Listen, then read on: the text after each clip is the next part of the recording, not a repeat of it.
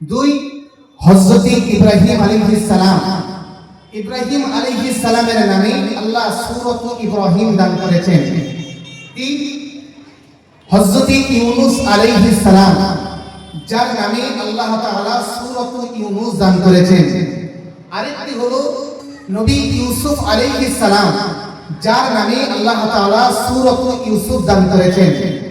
আরেকটা হলো হযরত হুদ আলাইহিস সালাম, যার নামে আল্লাহ তাআলা সূরা হুদ দিয়েছেন।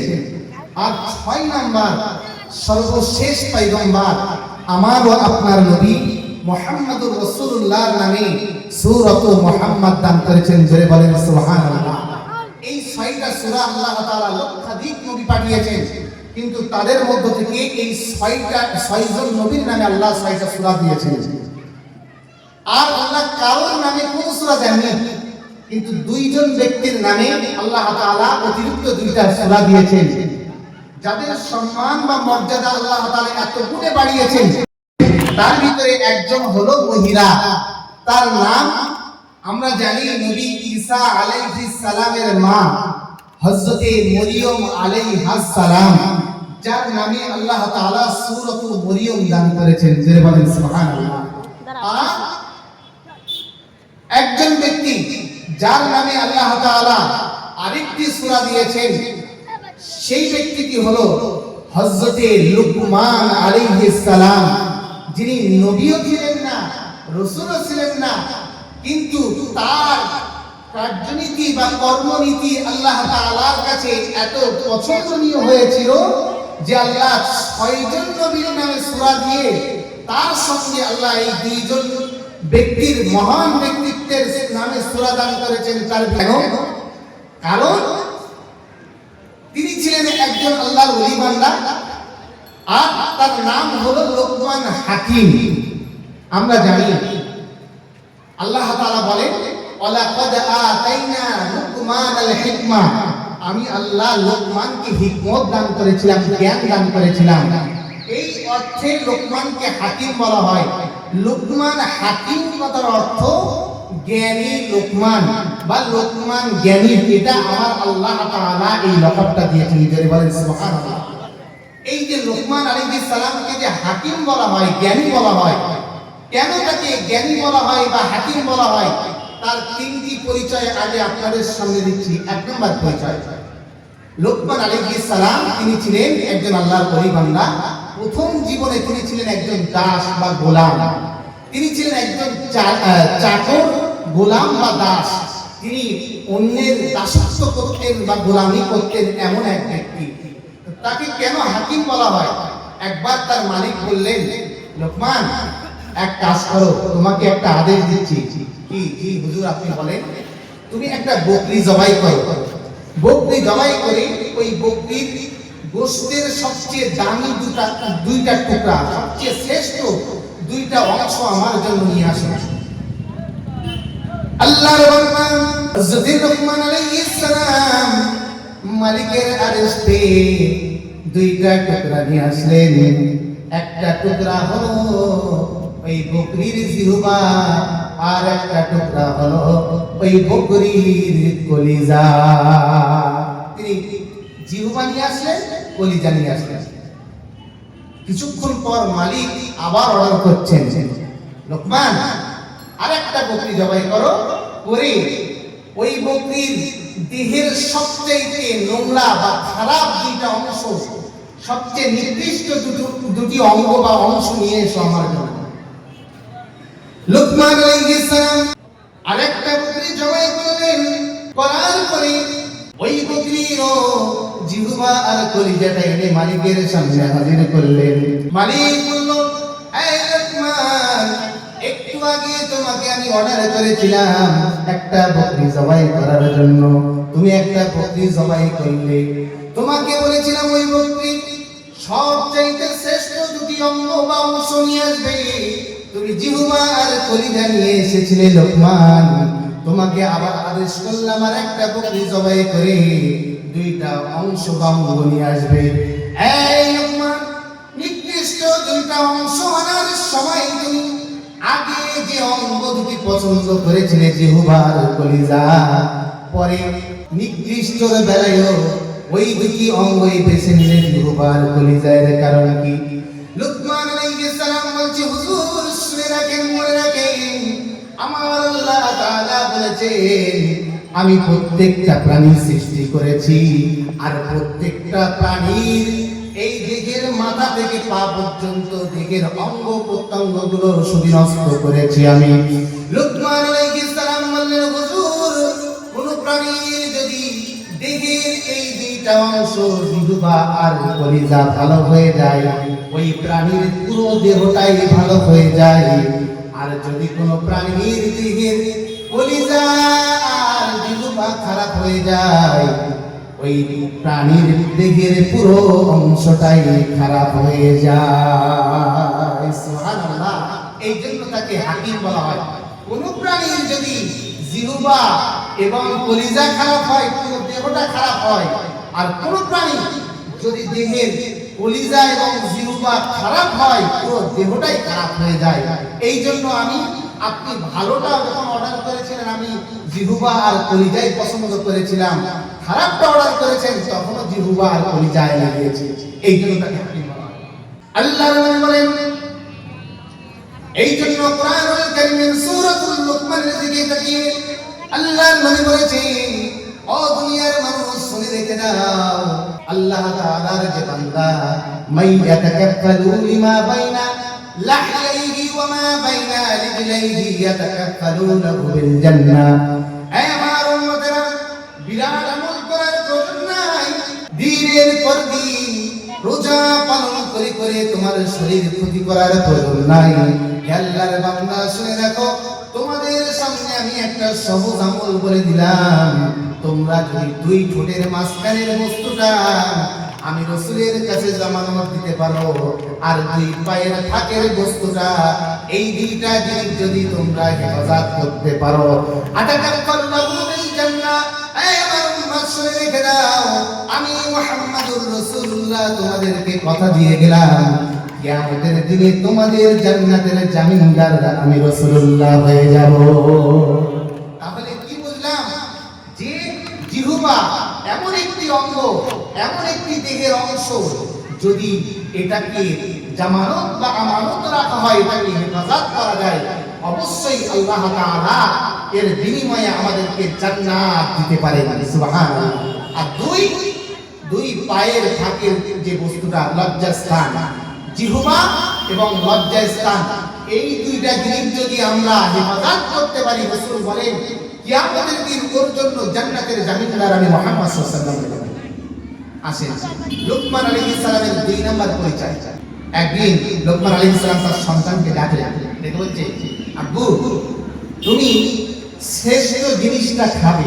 ছেলে মাথা নাড়ছে, জি আব্বু। শ্রেষ্ঠ ঘুমটা ঘুমাবে। বলছে, জি আব্বু। আব্বু শ্রেষ্ঠ প্রাসাদে বাস করবে। সন্তান বলছে, জি আব্বু। কিন্তু সন্তান তো, আমরা দেখবেন এরকম হয়, আমরা মাঝে মাঝে এরকম করি, বাপের চাপে পড়ে অনেক সময় মাথা নাড়ায়, বুঝতে পেরেছে, কিন্তু আসলে বুঝতে পারে।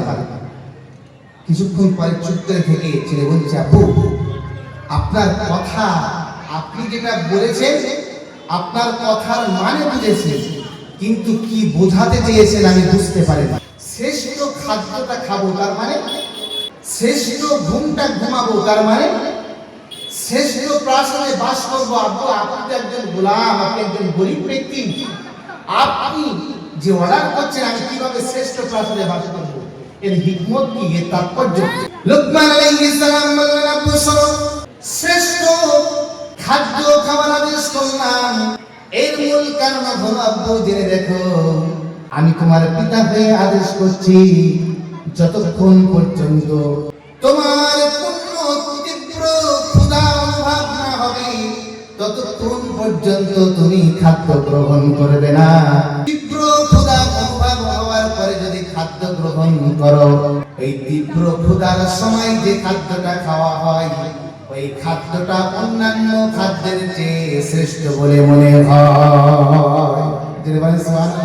এই যে রমজান মাসে আমরা রোজা পালন করলাম, এমনি সময় আজকে তো অনেক কিছু খেয়েছি, আজকের দুপুরের খাওয়া, আজকে বিকেলে খাওয়া, আজকে কত কি খেলাম, কিন্তু বলেন তো দেখি রমজান মাসে যখন সন্ধ্যাবেলা সারাদিন পেট ভর্তি ক্ষুধা, গলা ভর্তি তৃষ্ণা থাকার পরে যখন সন্ধ্যাবেলা পানিটা গালে দেয় তখন কেমন অনুভূতি হয় আমাদের?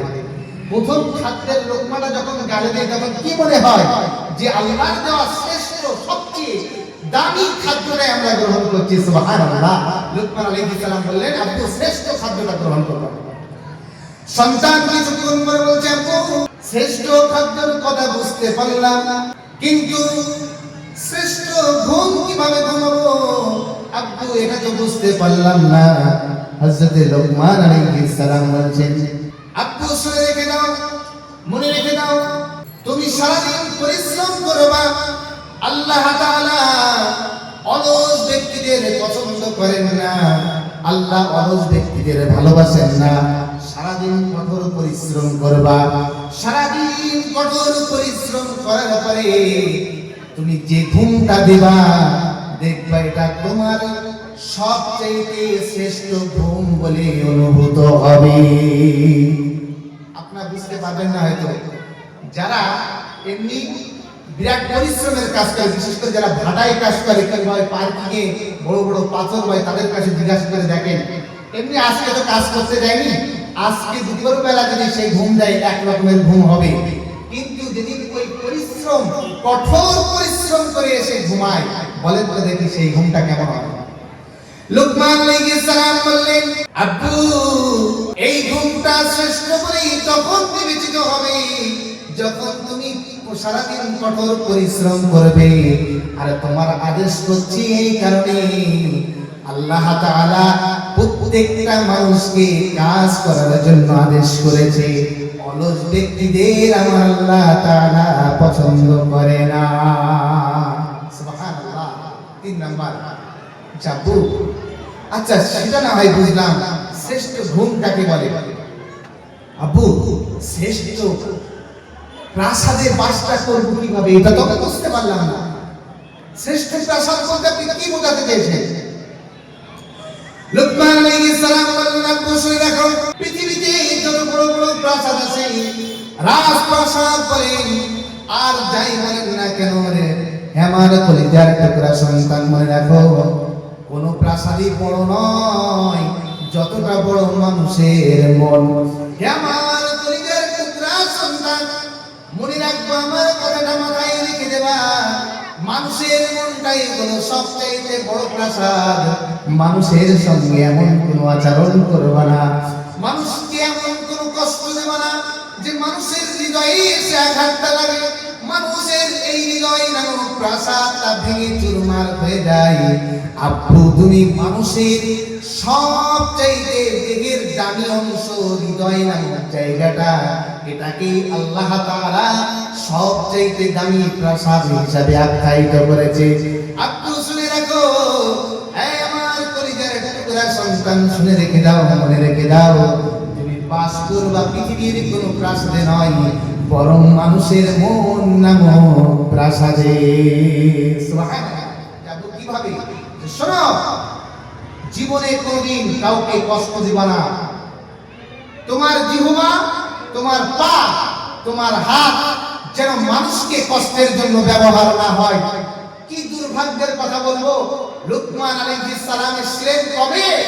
সেই বনি ইসরাইলের জামানা কি তার আগে বা তার পরে? দুর্ভাগ্য, আমরা সর্বশ্রেষ্ঠ নবী মুহাম্মদ সাল্লাল্লাহু আলাইহি সাল্লামের উম্মত, আমরা সর্বশ্রেষ্ঠ পয়গম্বরের উম্মত, এবং আমরা দাবি করি কেউ কেউ যে আমি আলেম মানুষ, আমি জ্ঞানী ব্যক্তি, আমি রাসূলুল্লাহ সাল্লাল্লাহু আলাইহি ওয়াসাল্লামের ওয়ারাসাতুল আম্বিয়া, আবার বলি হাদিস আল উলামা ওয়ারাসাতুল আম্বিয়া, কিন্তু মাঝে মাঝে না আমার হাত দ্বারা, আমার জিহ্বা দ্বারা, আমার জবান দ্বারা, আমার পা দ্বারা মানুষ এতটাই কষ্টের ভিতরে পতিত হয় যে আমার ব্যবহার শয়তানের চাইতে খারাপ হয়ে যায়। রাসূল বলেছেন, যদি কোনো ব্যক্তির জিহ্বা এবং হাত আর পা অন্যের কষ্টের জন্য ব্যবহৃত হয়, ফিরাউন, নমরুদ এরা যেমন জালেমের কাতারে দাঁড়াবে, তো এগুলো যদি কোনো মানুষের উপরে বিনা কারণে জুলুম করে, এরও কাতার ওই কাতারে দাঁড়াবে। আমরা বলি আমরা ওয়ারাসাতুল আম্বিয়া, মানুষের সঙ্গে ব্যবহারটা করি ফিরাউনের মতো। রাসূলের একটা হাদিস ছিল, আল্লাহর নবী বলেন সায়াতি জামান আলা উম্মতি, হে দুনিয়ার মানুষ রেখে দাও, কিয়ামতের আগে কঠিন একটি জামানা আসবে বা সময় আসবে, সেই সময়ে আলেমগুলোর অবস্থা কেমন হবে জানো নাকি? সাহাবীরা বললেন হে আল্লাহর নবী না, সেই সময়ে আলেমদের অবস্থা কেমন হবে বলতে পারবো না।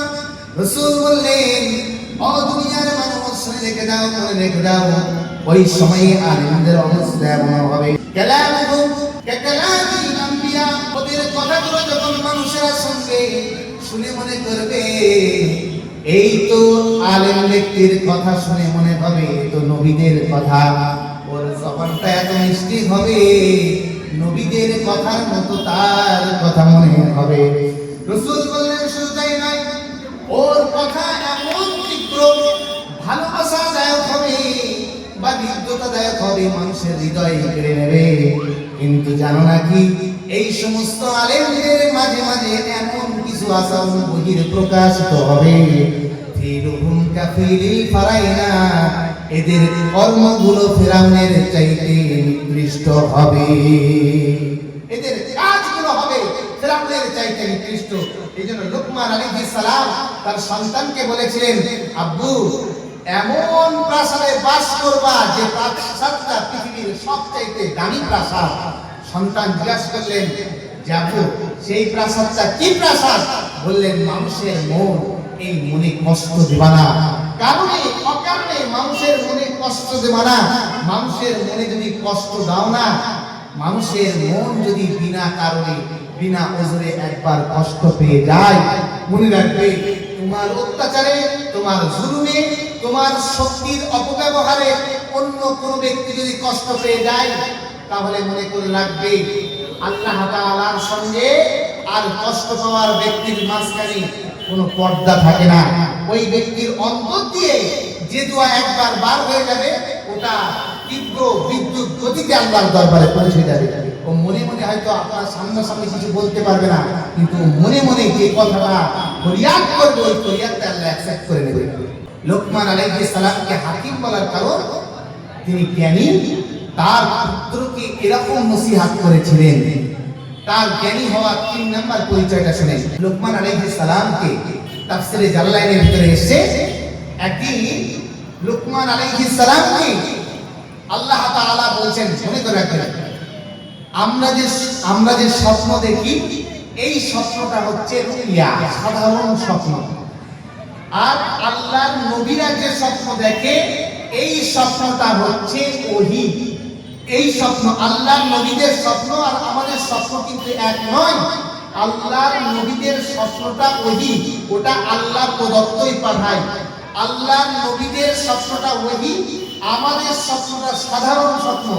কিন্তু আল্লাহর ওলি বান্দা যারা যে স্বপ্নটা দেখে, এটা কিন্তু ইলহাম। ইলহাম মানে ওটাও আল্লাহ প্রদত্ত আছে, কিন্তু আল্লাহ তাআলা বান্দা বা বান্দীকে ঘুমের ভিতরে স্বপ্নের মাধ্যমে দেখায়। সুবহানাল্লাহ বলেন। তো আল্লাহর ওলিদের কাছে ইলহাম আসে। তো একবার লোকমান আলাইহিস সালাম তিনি ঘুমাচ্ছেন, আল্লাহ তাআলা তার দিলে অন্তরে ইলহাম ধরে দিয়েছেন যে আল্লাহ প্রশ্ন করছেন, লোকমান তুমি যে ইবাদত করেছো আমি আল্লাহ পছন্দ করে ফেলেছি, তুমি বলো তুমি নবুয়ত নেবে না বিলায়াত নেবে? নবুয়ত নিলে নবী হবে, বিলায়াত নিলে ওলি হবে, তুমি কোনটা নেবে? সুবহানাল্লাহ বলবেন না? কি বলছে আল্লাহ তাআলা? লোকমান তুমি নবুয়ত নেবে, নবী হবে, না বিলায়াত নেবে, না ওলি হবে? লোকমান আলাইহিস সালাম বলেন, আল্লাহ আমি বিলায়াত নেব। সুবহানাল্লাহ বলবেন না? আল্লাহ আমি ওলি হব। একদিন লোকমান আলাইহিস সালাম কিছু জ্ঞানী ব্যক্তির সামনে তার স্বপ্নের কথাটা প্রকাশ করেছেন। জানেন, আমরা যে স্বপ্ন দেখি না ঘুমের মধ্যে, আমরা কখনো কখনো স্বপ্ন দেখলেই কি করি? প্রথমে চার দোকানে এসে বলি, বা বাড়িতে যেতে যেতে পুকুর ঘাটে গল্প করতে করতে একজনের সঙ্গে বলি, আজকে একটা কি আমাকে খারাপ স্বপ্ন দেখলাম, জানি দেখছি আমি যেন কি নোংরা জিনিসপত্র খাচ্ছি, এরকম একটা স্বপ্ন দেখলাম। জানেন, রাসূল বলেছেন স্বপ্ন দেখেই তার সঙ্গে বলবে না।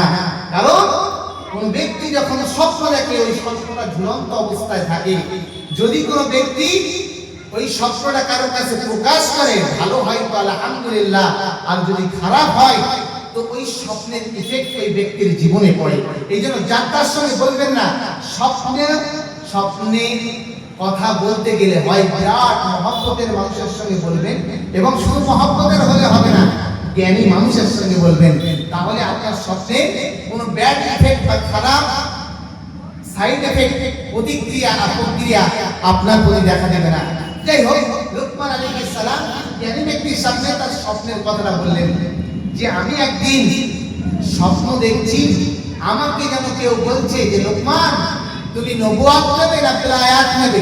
তা আমি লোকমান বললাম আমি বিলায়াত নেব। লোকমান আলাইহিস সালামের পাশে যারা বসেছিলেন তারা বলছে, হুজুর আপনি বলেন কি আল্লাহ আপনাকে নবুয়ত দিতে চাইলেন, আপনি নবুয়ত নবী হলেন না আপনি ওলি হয়ে গেলেন? কোথায় নবুয়তের দরজা, কোথায় বিলায়াতের দরজা, কোথায় নবীদের মর্যাদা, কোথায় ওলিদের মর্যাদা? হুজুর মনে রাখবেন, এই কথাটাও খেয়াল রাখবেন, কোন জ্ঞানী ব্যক্তি যখন কোন কথা বলে তার পিছনে হিকমত থাকে। জানেন, এক ব্যক্তি নামাজ পড়াচ্ছে, সে ব্যক্তি আলেম ব্যক্তি, সে ব্যক্তি নামাজ পড়াতে সে মনের ভুলে প্রথম রাকাতে সূরাতুন নাস পড়ে ফেলেছে। আচ্ছা বলেন তো, সূরা নাসের পরে কি আর কোন সূরা আছে? পিছন দিক দিয়ে যারা ইক্তেদা করছিল তারা মনে করছে আল্লাহ হুজুর আজকে মনে হয় বাগে পড়েছে, হুজুরকে আজকে বোঝা যাবে যে হুজুর এই ভুল থেকে কিভাবে উদ্ধার হয়। চিন্তা করছে দেখি আজকে কিভাবে হুজুর পার পেয়ে যায়। কোরআন শরীফের সর্বশেষ সূরা সূরা নাস পড়ে ফেললো, এরপরে দ্বিতীয় রাকাতে কোন সূরা দেবে? কিন্তু হুজুর জ্ঞানীরা তো জ্ঞানী হয়, হুজুর কি করলেন? প্রথম রাকাতে সূরা নাস পড়লেন, দ্বিতীয় রাকাতে সূরা নাস পড়লেন, পড়ে সাজদা দিয়ে দিলেন। সুবহানাল্লাহ। আলেম নাস জিজ্ঞাসা করে দেখবেন, প্রথম রাকাতে যদি কেউ সূরা নাস দেন, দ্বিতীয় রাকাতে কি দিতে হবে? সূরা নাস দিতে হবে, দিয়ে কি করতে হবে বলেন? সাজদা দিতে হবে। এই জন্য জ্ঞানী ব্যক্তিরা যখন কোনো কাজ করে জিজ্ঞাসা করতে হয় যে হুজুর আপনি এটা কেন করলেন? আপনি যে কাজটা করলেন এই কাজটা আমি বুঝতে পারিনি, এই কাজের পিছনে হিকমত বা রহস্য কি? আমরা তো বুঝতে পারি না, আমরা না বুঝেই একরকম মন্তব্য করে বসি, যার কারণে আমাদের জীবনে অনেক খারাপ প্রতিক্রিয়া আমাদের জীবনে আসে। যাই হোক, তো লুকমান আলাইহিস সালামের সামনে যারা বসেছিলেন ওই যে জ্ঞানী ব্যক্তিরা বলছে, হুজুর আচ্ছা একটা কথা জিজ্ঞাসা করি। বলছে বলো। হুজুর আপনি তো যেমন তেমন ব্যক্তি না, আপনি তো একজন জ্ঞানী ব্যক্তি, আপনি কেন নবুয়ত পছন্দ না করে বিলায়াত পছন্দ করলেন? নবী না হয়ে আল্লাহ যে আপনাকে নবী হওয়ার সুযোগ দিয়েছিল আর ওলি হওয়ার সুযোগ দিয়েছিল, আপনি নবী না হয়ে ওলি কেন হলেন? এর রহস্য, এর হিকমতটা কি আপনি কি বলেন?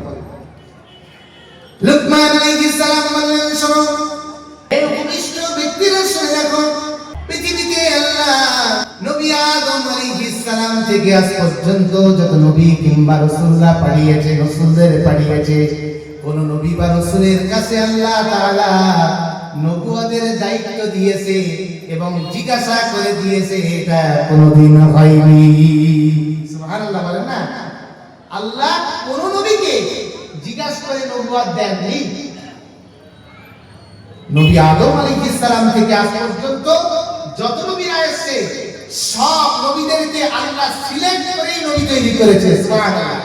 এই উপবিষ্ট ব্যক্তিরা শুনে রাখো, আমি দুইটা কারণে নবুয়ত পছন্দ না করে বিলায়াত পছন্দ করেছি।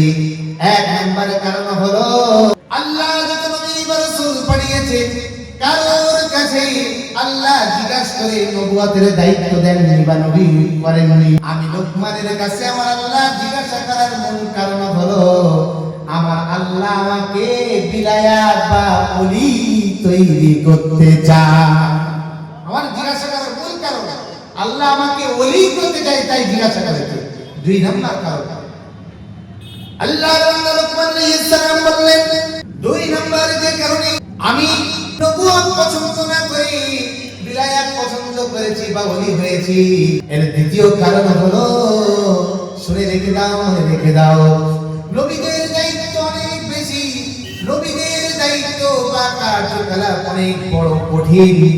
আল্লাহ তাআলা আমাকে যেহেতু পছন্দ করার সুযোগ করে দিয়েছেন, আমি যদি নবী পছন্দ করে নিতাম আমি নবী হতাম বটে, কিন্তু নবুয়তের দায়িত্ব আমার জন্য কষ্টকর হয়ে যেত। আমি কঠিন দায়িত্বের মধ্যে পড়ে পুরোপুরি দায়িত্ব সামলাতে নাও পারতাম। হ্যাঁ কৃষ্ণ ব্যক্তিরা শুনে রেখে দাও, মনে রেখে দাও, আমি এই কারণে আমি নবুয়ত পছন্দ না করে বিলায়াত পছন্দ করেছি যে আমি আমার আল্লাহ যেহেতু আমার অপশন দিয়েছে, আমার আল্লাহ কর্তৃক আমি লোকমান আমার দায়িত্ব কমিয়ে নিয়েছি। সুবহানাল্লাহ, আমি আমার আল্লাহ তাআলার কাছ থেকে আমার দায়িত্ব কমিয়ে নিয়েছি যাতে কিয়ামতের দিন আমার কঠিন জবাবের সম্মুখীন না হতে হয়। এই জন্য লোকমান আলাইহিস সালামকে হাকিম বলা হয়। আল্লাহ তাআলা বলেন ওয়ালাকাদ আতাইনা লোকমানাল হিকমা, আমি লোকমানকে হিকমত দান করেছিলাম। তো এই লোকমান আলাইহিস সালাম সূরাতুল লোকমানে তার সন্তানকে 10টা উপদেশ দিয়েছিলেন। 10টা উপদেশ আল্লাহ তাআলা এত পছন্দ করেছিলেন, তিনি যখন মৃত্যুবরণ করছেন তার পূর্বে, আচ্ছা বলেন তো দেখি, মানুষ মৃত্যুবরণ করার আগে দামি নসিহত করে না কম দামি? দামি কথা বলো। লোকমান আলাইহিস সালাম তিনি মৃত্যুবরণ করার পূর্বে তার সন্তানকে 10টা উপদেশ দিয়ে যাচ্ছেন।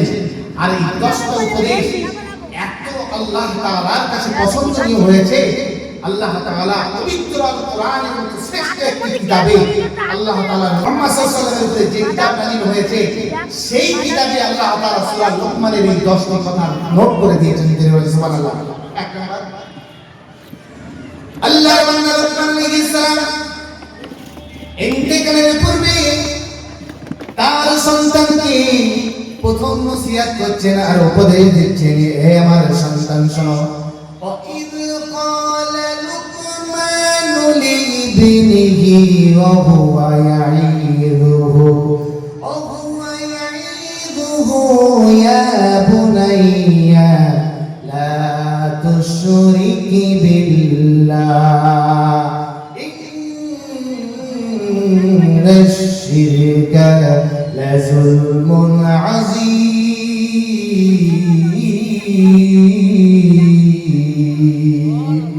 হযরত লোকমান আলাইহিস সালাম বললেন, আমার কলিজার টুকরা সন্তান শোনো, আমি মৃত্যুবরণ করার আগে তোমার প্রথম ওয়াজ করে যাচ্ছি, প্রথম উপদেশ দিয়ে যাচ্ছি। আমি অন্যান্য ব্যক্তির মতো জায়গা কত বিঘা আছে সেই উপদেশ দিচ্ছি না, ভাগ কিভাবে করবা সেটাও বলে যাচ্ছি না, আমার ব্যবসা কিভাবে সামলাবা সেটাও বলে যাচ্ছি না। হে আমার কলিজার টুকরা সন্তান, তোমার প্রতি আমার প্রথম উপদেশ হলো খবরদার, লা তুশরিক বিল্লাহি শাইয়া, খবরদার আল্লাহর সঙ্গে যেন শরীক করবে না, আল্লাহর সঙ্গে যেন শিরিক করবে না। ইন্নাশ শিরকা লাযুলমুন আযীম, আল্লাহর সঙ্গে শিরিক করা হচ্ছে মহা জুলুম বা মহা অত্যাচার। এক নাম্বার শিরিক কি, কেন লোকমান আলাইহিস সালাম বলেছিলেন, একটুখানি শুনেন।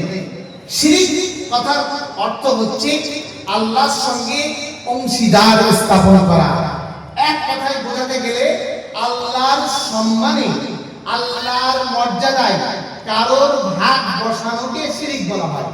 আরো সহজ ভাবে বললে, যে কাজগুলো আল্লাহ করতেই সক্ষম, আল্লাহ ছাড়া কেউ করতে পারে না, এই কাজগুলো যদি অন্য কেউ করতে পারে বলে মনে করে, আপনি বা আমি যদি মনে করি, এটাই হচ্ছে শিরিক। লোকমান আলাইহিস সালাম এটা করতে নিষেধ করলেন। শিরিক কত বড় গুনাহ দেখেন, আমরা তো অনায়াসে মাঝে মাঝে করে ফেলি, আমরা মনের অজান্তে জানতেই করে ফেলি, আমরা বুঝতে পারি না আসলে শিরিকটা কি। শিরিক হচ্ছে আল্লাহর সম্মান বা মর্যাদায় অন্য কারোর ভাগ বসানো। এক কথায় আল্লাহর সঙ্গে যে আচরণগুলো করা যায়, এই আচরণগুলো অন্য কারোর নামে করা। একটা উদাহরণ দেই, যেমন সেজদা কার জন্য দিতে হয়? আল্লাহর জন্য। যদি কোনো মানুষকে কেন্দ্র করে সেজদা করেন, এটা হলো শিরক। এটা কত বড় পাপ জানেন? নবী ইব্রাহিম আলাইহিস সালাম, আল্লাহ তাআলা যে ইব্রাহিম আলাইহিস সালামকে খলিল বলে আখ্যায়িত করেছেন, যে ইব্রাহিমকে বন্ধু বানিয়েছেন, সেই ইব্রাহিম আলাইহিস সালামের পিতা, ইব্রাহিম আলাইহিস সালামের পিতা তার নাম হলো আযর। সে শিরকে লিপ্ত ছিল, শিরকি কার্যকলাপের ভিতরে লিপ্ত ছিল।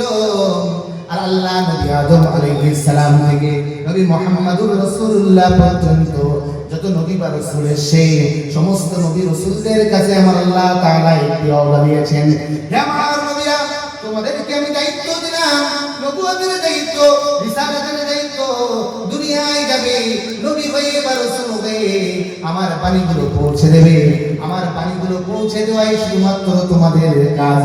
সমস্ত নবীদের কাছে একটাই বাণী, একটাই বর্ণনা আল্লাহ তাআলা দিয়েছেন, ও নবীরা শুনে রাখো, যদি তোমরা আমার এই হুকুমগুলো মানুষের দরবারে পৌঁছে দিতে পারো, কিয়ামতের দিন আমি আল্লাহ তাআলা তোমাদেরকে অপমানিত করব না, তোমাদেরকে আমি আল্লাহ তাআলা লাঞ্ছিত করব না, তোমাদেরকে অপদস্থ করব না। এটা আল্লাহর ওয়াদা।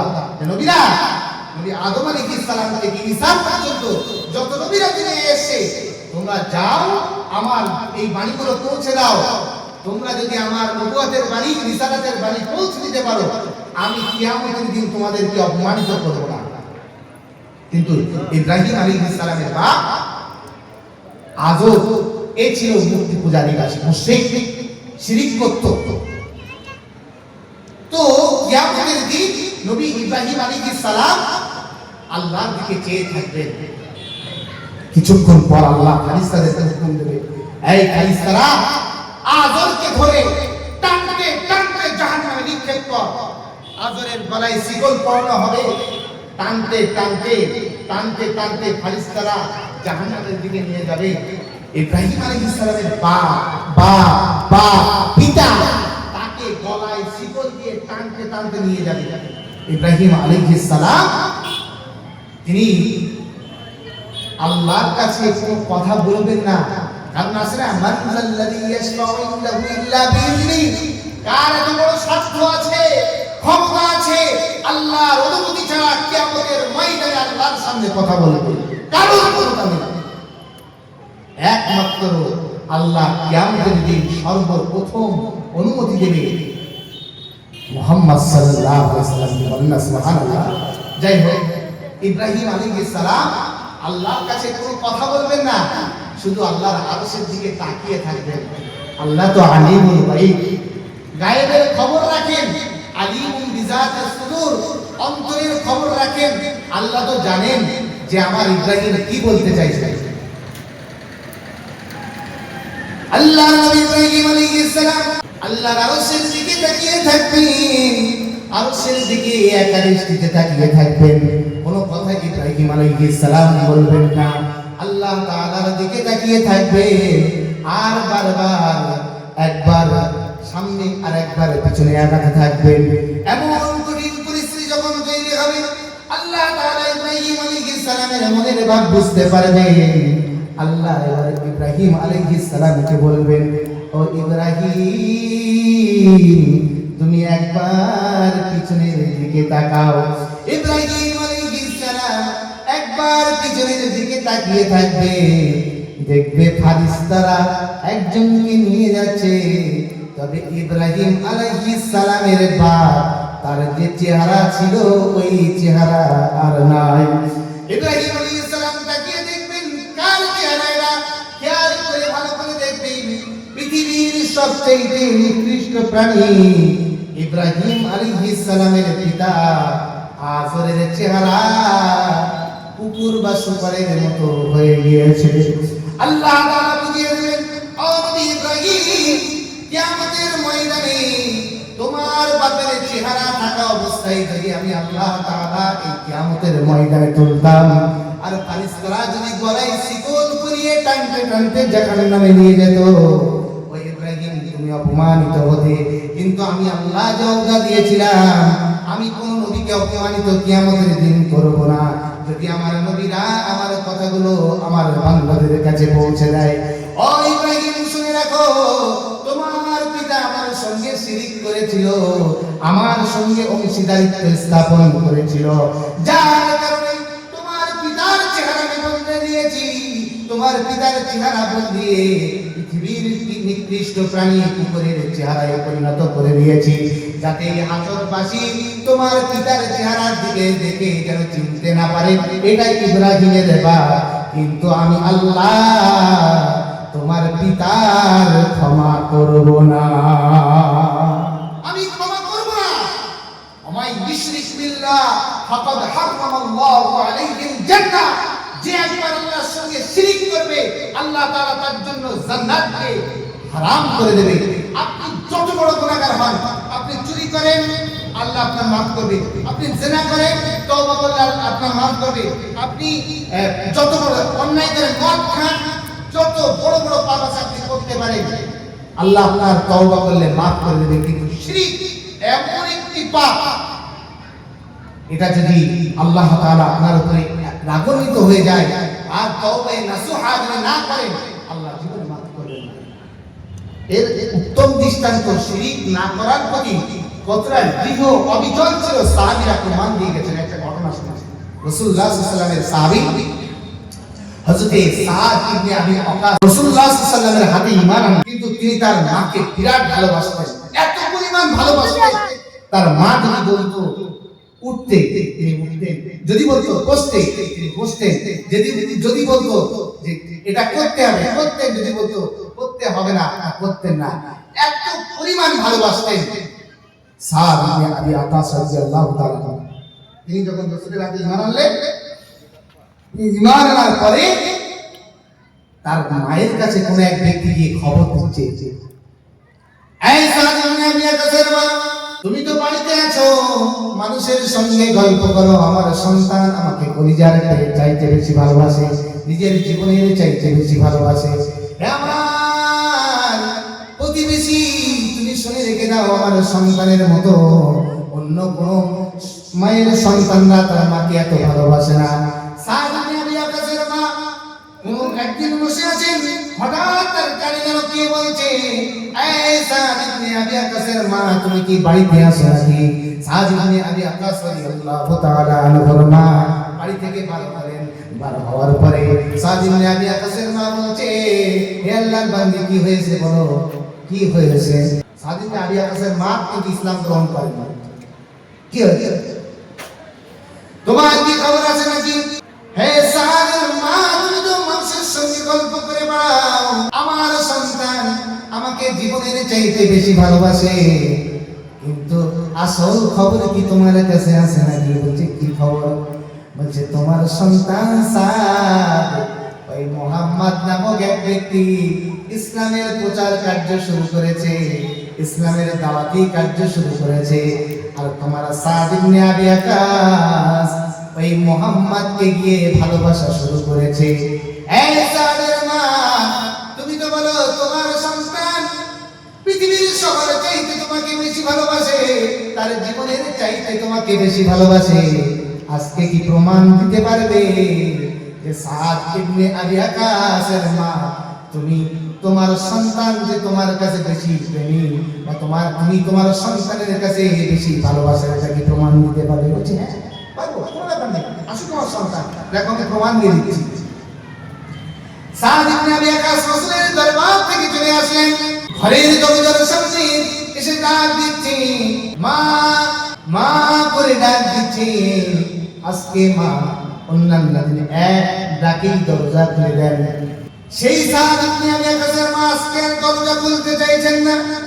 একবার, দুইবার, তিনবার, চারবার করতে করতে যখন অসংখ্য অনন্তবার ডাক দিচ্ছে, সাদ ইবনে আবি ওয়াক্কাস রাদিয়াল্লাহু তাআলা আনহুর মা বার হয়ে আসলেন, কিন্তু সন্তানের সঙ্গে কোনো কথা বলতে চাইছেন না।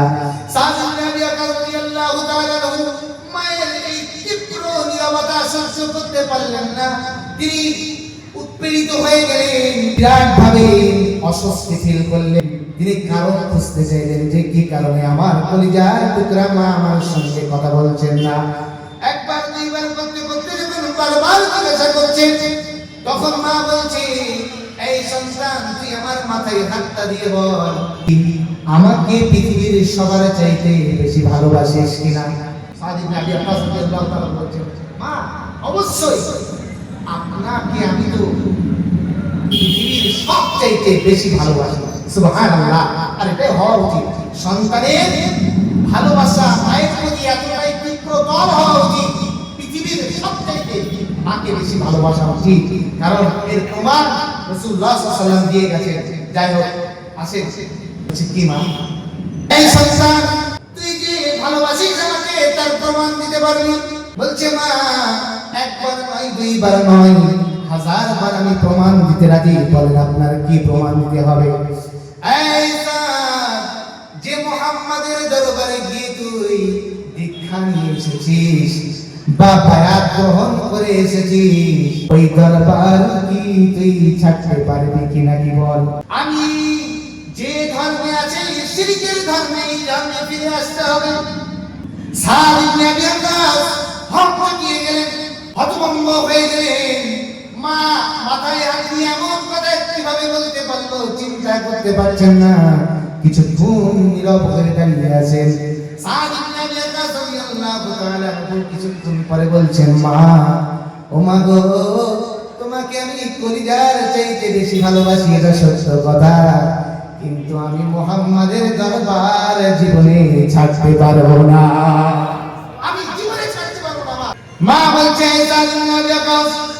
মুহাম্মাদের দরবার যদি না ছাড়িস না, আগামী কাল থেকে আমি আহার বন্ধ করে দিলাম। আমি আর কোনো খাদ্য লোকমা তোর মা আর গালে তুলবে না। আজ থেকে আগামী কাল থেকে আমি আর কিছুই খাওয়া দাওয়া করবো না। আজিমে আলী আকাশ রাদিয়াল্লাহু তাআলা আনহু তার মা খাওয়া বন্ধ করে দিলেন।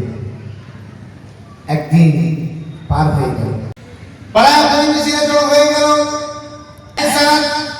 এমন কোন ব্যক্তির কাছে তুমি দীক্ষা নিয়েছো, বায়াত গ্রহণ করেছো, যার চাইতে তোমার মায়ের চাইতে যার মূল্য তোমার কাছে বেশি? সাদ ইবনে আবি ওয়াক্কাস রাদিয়াল্লাহু তাআলা তবু রাসূলের পাশ থেকে সরে আসলেন না। সাদ ইবনে আবি ওয়াক্কাসের মা 2 দিন খাওয়া বন্ধ করে দিল। এমন করে করে 3-4 দিন যখন খাওয়া বন্ধ করে দিল, সাদ ইবনে আবি ওয়াক্কাস রাদিয়াল্লাহু তাআলা আনহুর মা তিনি মাঝে মাঝে এতটাই অসুস্থ হয়ে পড়ছেন, ক্ষুধার্ত হয়ে পড়ছেন, অজ্ঞান হয়ে পড়ছেন। হযরত সাদ ইবনে আবি ওয়াক্কাস রাদিয়াল্লাহু তাআলা আনহু আস্তে আস্তে মায়ের কাছে গিয়ে বললেন, ও মা, শুনে রেখে দাও, মনে রেখে দাও, আমি এমন এক ব্যক্তির কাছে বায়াত গ্রহণ করেছি যে নবীর মুখে শুনেছি, লা ইউমিনু আহাদুকুম হাত্তা আকুনা হাব্বা ইলাইহি মিন ওয়ালিদিহি ওয়া ওয়ালাদিহি ওয়ান নাসি আজমাইন। হে দুনিয়ার মানুষ, তোমরা ততক্ষণ পর্যন্ত মুমিন হতে পারবে না যতক্ষণ পর্যন্ত এই পৃথিবীর সকল আত্মীয়ের চাইতে তোমার পিতা, তোমার মাতা, তোমার সন্তান সন্ততির চাইতে আমি নবী মুহাম্মদুর রাসূলুল্লাহ যতক্ষণ না বেশি প্রিয় হব। আমি সেই নবীর হাতে বায়াত গ্রহণ করেছি। ও মা, আমি তো শিরকের ধর্মে রাখবই না, তবুও শুনে রেখে দাও একটা কথা, তোমাকে আমি ভালো করে বলছি, তুমি সাদের মা হতে পারো, সাদের মা হতে পারো। ও মা, তোমার জীবন তুমি না খাইতে খাইতে যদি এইভাবে মৃত্যুর মুখে পতিত হও আর তোমার জীবনটা বার হয়ে যায়, একবার নয়, এক করতে করতে যদি তোমার 100টা প্রাণ আসে আর বাইরে হয়, তবু আমি রাসূলের ধর্ম থেকে বার হব না, আমি শিরকের ধর্মে ফিরে যাব না। সুবহানাল্লাহ। অনেক কিছু শুনলাম, আমরা যা শুনলাম আল্লাহ তাআলা আমাদের শোনার চাইতে বেশি বেশি আমল করার তৌফিক এনায়েত করুন। আমিন সুম্মা আমিন। ওয়া আখির দাওয়ানা আলহামদুলিল্লাহি রাব্বিল আলামিন। 8টায় 15 জামাত হবে।